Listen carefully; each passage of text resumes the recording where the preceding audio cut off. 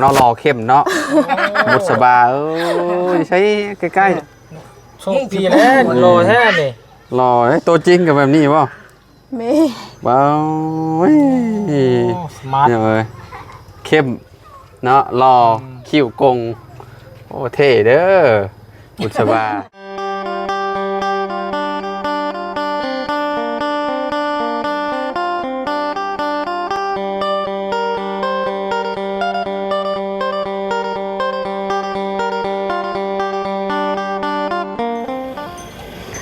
กราบสบายดี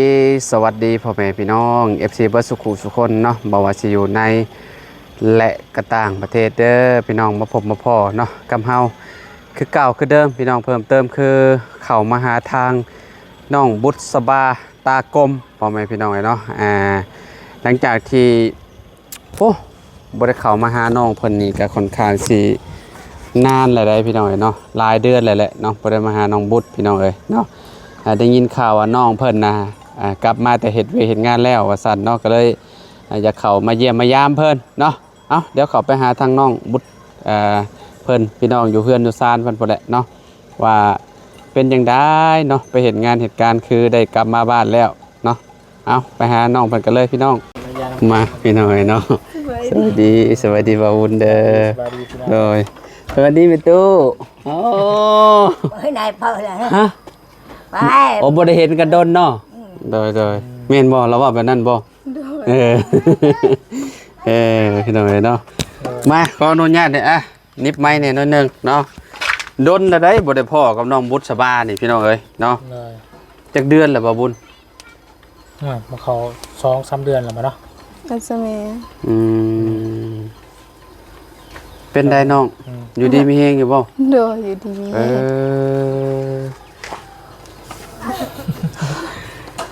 คือว่ากลับมาไวแท้เนาะไปเฮ็ดเวียกได้จักเดือนน่ะนะเดือนปลายสบายดีเด้อพ่อเด้อน้อยเดือนกว่าเนาะอยู่ไสอยู่เวียงจันทน์บ่แม่เดี๋ยวพ่อกันอยู่บ่กับน้องจันทน์ไปเฮ็ดใกล้กันอยู่บ่บ่น้องอยู่ปากกระดิ่งอยู่แถวปากกระดิ่งบ่นี่อ๋ออยู่แถวปากกระดิ่งใกล้ๆนี่เลยแค่ขมวนไปนี่อยู่แถวนี้เนาะคิดว่าฮอดอันนั้นซะดอกบ่ฮอดเวียงจันทน์เนาะเป็นไดคือได้กลับมายังมาซื้อนี่โดยก็มาซื้ออยู่ประมาณอาทิตย์นึงแล้วก็ลงไปอีกลงเฮ็ดเวียกต่ออ๋อ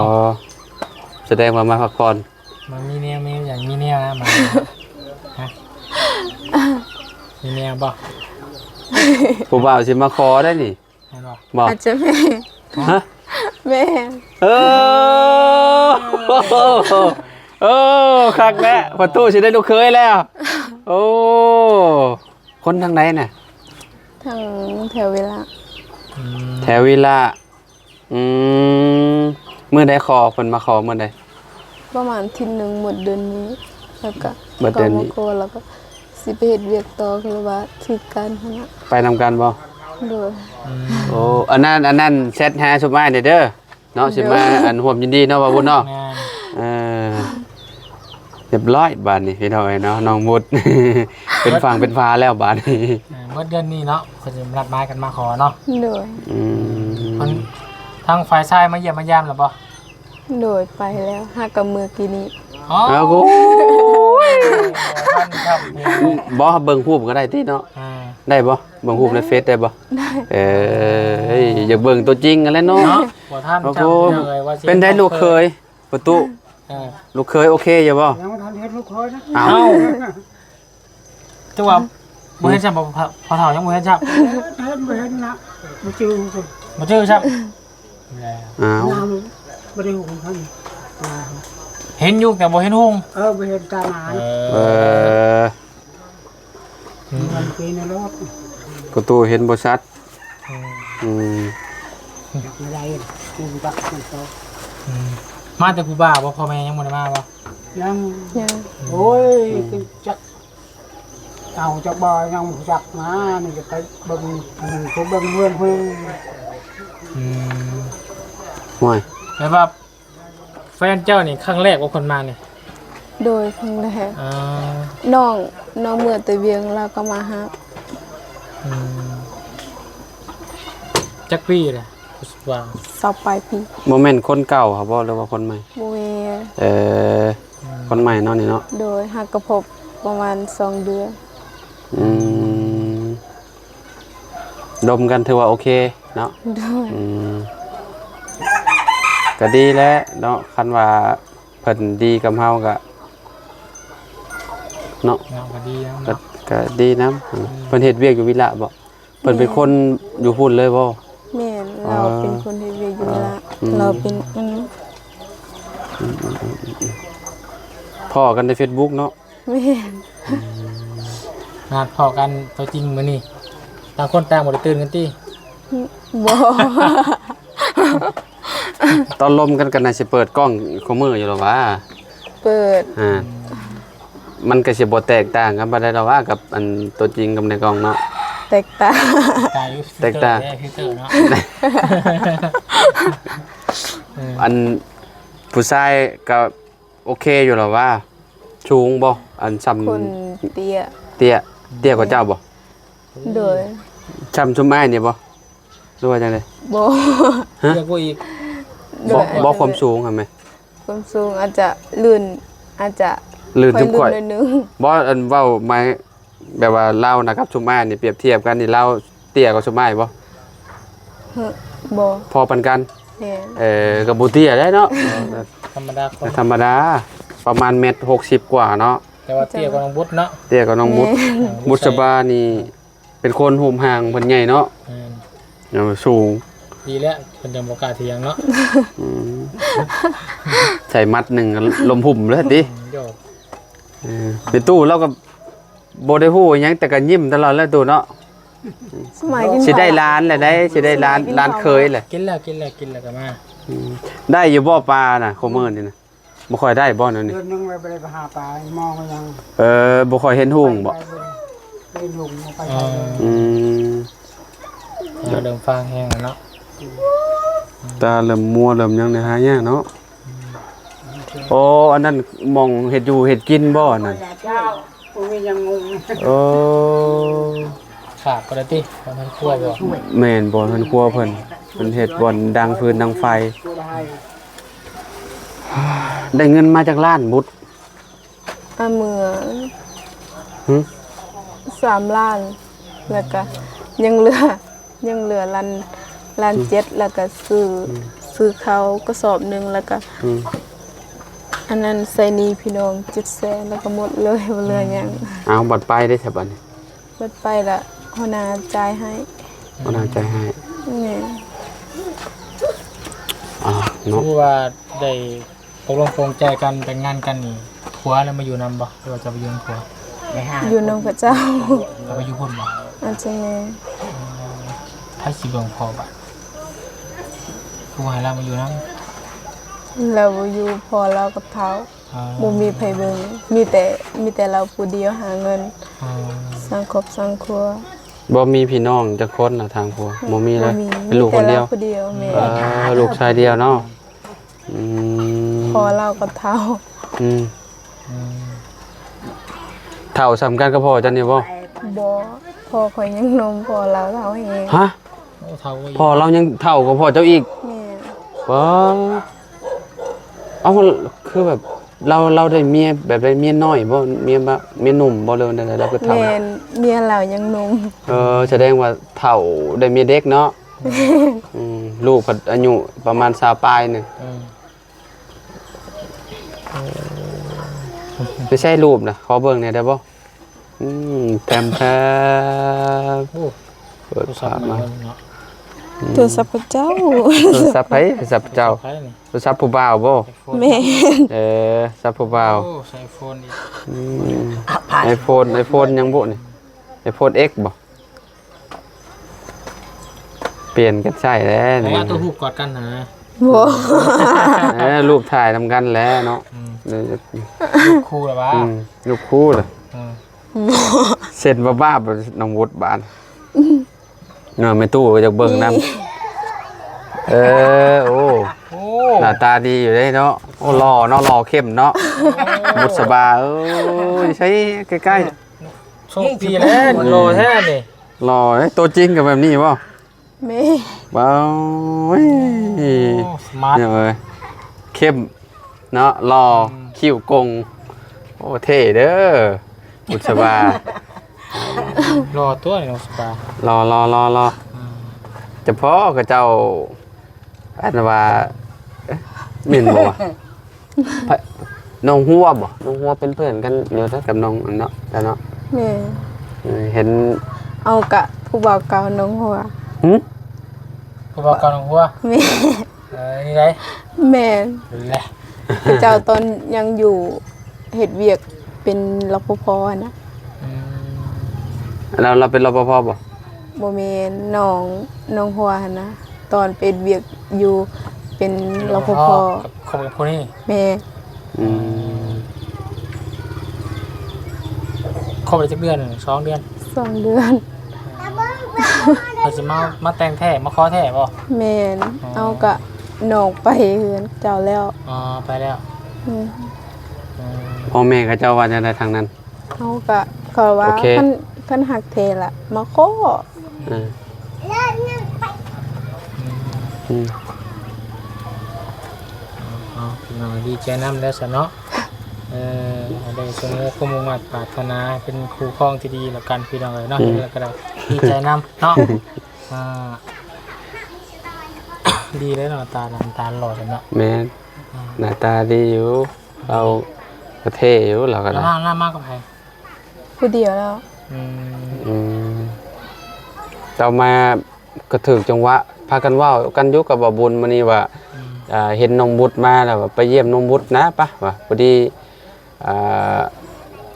เข้ามาเนาะกับบ่ได้เจอกันเลยเนาะกับเราเนาะเราฮักก็ออกไปกินนี้รถบ่ โดยประมาณ2หมู่วันนั้น ชวนทางกันบ่ได้ เรา พ่อ เมื่อเอ็ดเวียก เห็นเวียกติ แม่ มากับบ่ได้เราบางทีเราเคินกล้องแล้วก็บ่ออกก็มีเด้เนาะ บ่เราคนเจกล้าเราบ่อาย แล้วออกบ่ แม่น เออโอ้ เราเคยเป็นคนถูกข์มาก่อน เราเป็นคนสามารถ แบบว่าเรื่องออกกล้องออกหยังนี่แบบบ่ย่านอยู่แล้ว บ่ แล้ว แสดงว่าเพิ่นก็เบิ่งคลิปน้องตลอดได้สิเนาะ แม่น เราเบิ่งบ่ เราเบิ่ง บ่แสดงว่าเรากล้าแล้วซะเนาะ เนาะ โอ้ยเสียดายเด้เนาะเนี่ยโอ้ย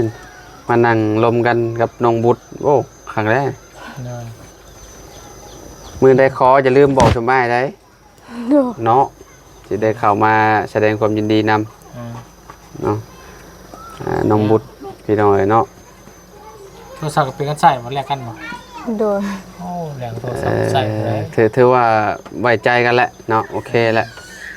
โทรศัพท์น้องก็อยู่น้ำเพิ่น แม่ คือแบบไว้ใจกันแหละเอาโทรศัพท์ให้กันเลยกับโอ้ถือว่าโอเคแล้วนะเนาะ แม่ เสือใจกันได้เนาะไม่ตู้ น้องบุญเพิ่นก็สาลงมาแต่วังเวียกพวกพี่น้องครับเพื่อมาไหวมาขอเนาะให้ทั้งพ่อทั้งแม่นะครับพูดจังขึ้นไปเฮ็ดเวียกนำกันไหมเนาะ แม่ สร้างสาพัฒนาเอาแล้วบัดนี้เนาะมีครูครองล่ะ เจ้าเห็ดเวียกเนี่ยฮะบุตร เป็นแม่บ้านแล้วก็เอาเด็กน้อยพร้อมแล้วเฮ็ดเวียกปัดกวาดเรือนซานแล้วก็เอาเขาเจ้าซอยเอาเด็กน้อย เด็กน้อยใหญ่ชำได้ ก็บ่ได้ใหญ่ปานใด จะประมาณ 3เดือนประมาณ3เดือน เด็กน้อย3 เดือนโอ้ เด้อ บ้านหลังบางไง บ่ได้ใหญ่แต่2คนอยู่ เอากระเจ้าเห็ดเวียกหยังกระเจ้าคือแบบบ่มีเวลาเอาลูกเอาเต้า เราไปส่งเวลาไปส่งอันนั้นลูกเราไปเรียนแล้วก็ไปหับไปนั้นไปนี่ก็บ่มีเวลาเอา ก็เลยจ้าง แม่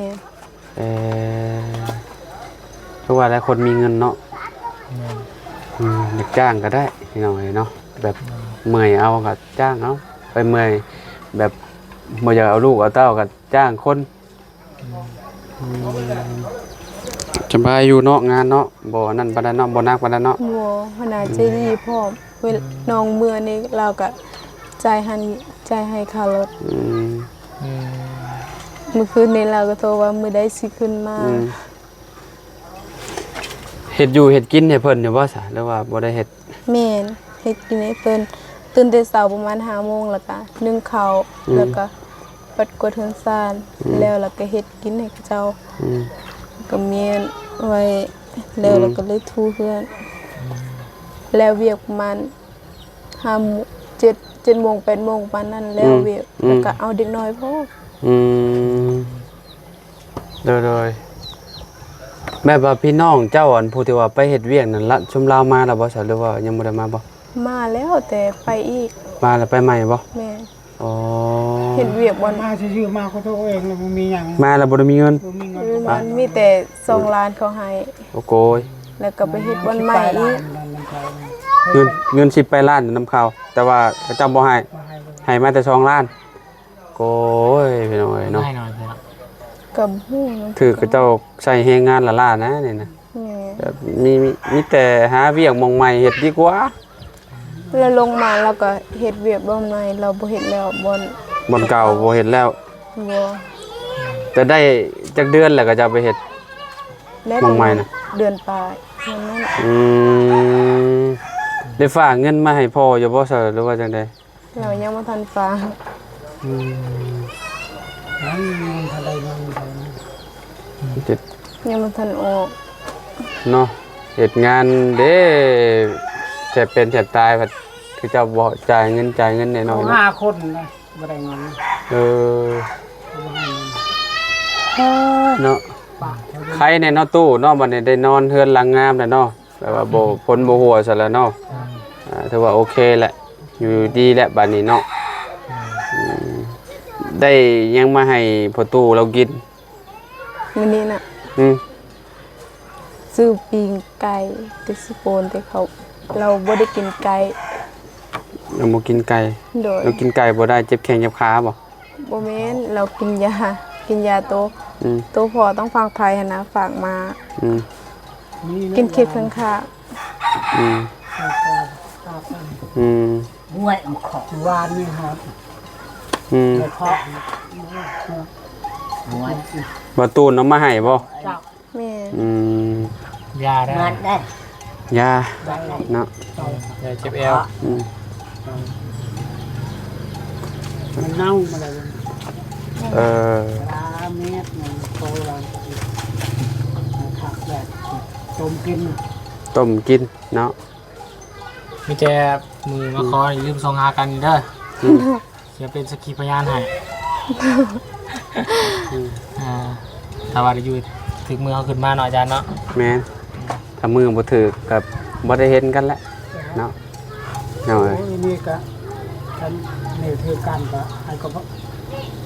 ไปเอามาใช้ตังแล้วก็ไปต่ออีก ว่าสิไปเฮ็ดเวียก เอาเงินกลางโปงเนาะ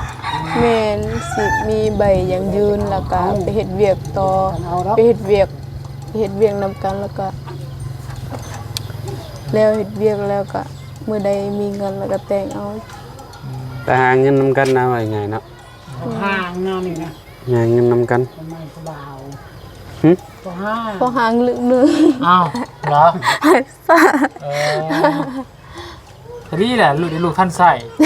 เนาะ แม่น เนาะพออันนี้แหละลูกท่านใส่เลยจักปี้ลูกชายเราประมาณ ประมาณบ่ฮอดกว่าประมาณ4 ปี4 ปี 5 ปีประมาณนั้นใหญ่แล้ว นี่แหละ ใส่ได้แล้วจำนะ โอ้ เนาะผู้ชายบ่ ผู้ชาย นั่นดีโอ้เดี๋ยวลูกท่านใส่นี่อันนี้ได้เพิ่นเดิมว่ายังก็ซื้อยังก็เพิ่นนั่น อืม ซื้องวดแทนลูก ก็ดีแหละ แถมลูกมา อืมอืม ผลิตอีกบัด เฮ้ย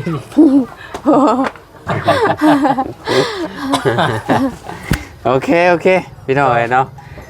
ทาง ยามเดิมมันนี่เด้อผมมียามลายมันนี่พี่น้อง เยี่ย เนาะ มมายาม ควรสิไปแบเพื่อนน้องหัวอีกเนาะไปฝากแม่ผมก็ฝาก ไม่ใช่อัน เงินมาให้ น้องเจ้าอันผู้น้อยนะ อืม ไปลิน ไปดินเลยไปเอามีแน่จะบาดไปอันอยู่ในรถคอยพุ่นแหละเดี๋ยวสิเอาให้อันน้องบุตรก่อนพี่น้องเอ้ยเนาะมาพี่น้องเอ้ยเนาะเอามีให้น้องของน้องบุตรก่อนบุตรนะถือได้อยู่บ่ ได้ เอา ใจ โดยลวกกินแมลงก็สิแซ่บอยู่กิน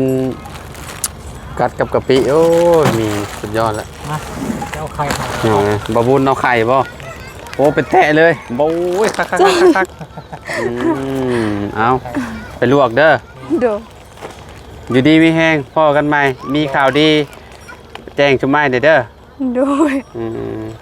ผู้บ่าวมาขอบ่ฮู้ว่าขาดองสิเท่านั้นแหละเนาะบุญเนาะ เพื่อดองว่า จักล้านกับบุญ เศร้าไปล่าง ชาปลายบ่พอบ่เลยบ่ บ่ครึ่ง หึ เศร้าไปแล้วก็งัวนึงโต จ่ายครึ่งหนึงบ่ซาวนี่ แม่ จ่าย10แล้วก็มีงัวนํ แม่ งัวตัวหนึง แม่ หมูมีบ่ มี หมูตัวหนึง แม่มี ไก่ หมูแล้วก็แบะไก่ แบ่ไก่ป้าโต คำ คำมีบ่ บ่ คำบ่มีเนาะบ่เคยมีครับ จะคำมาคืนเนาะเนาะ เอาจังได้กับโชคดีด้วยน้องเด้อ ขอให้โชคดีเนาะกับหัก แท้ แท้เนาะของน้องบุ ซื้ ต อ ร ยังซื้อยังกลัวซื้อยัง เผ็ด เผ็ด แม่ เผ็ดบุตร เผ็ดสบุต บุตร บุตรเผ็ด บุตรเผ็ด ของกันอยู่ที่ไหนเนาะ บุตรเผ็ดโอเคอ่ะอยู่ดีมีแห้งจ้ะกลับบ้านแล้วเด้อบุตรเด้อสบายดีเนาะพี่น้องเอ้ยเนาะขอบคุณหลายๆเด้อที่ติดตามด้วยพี่น้องพบกันใหม่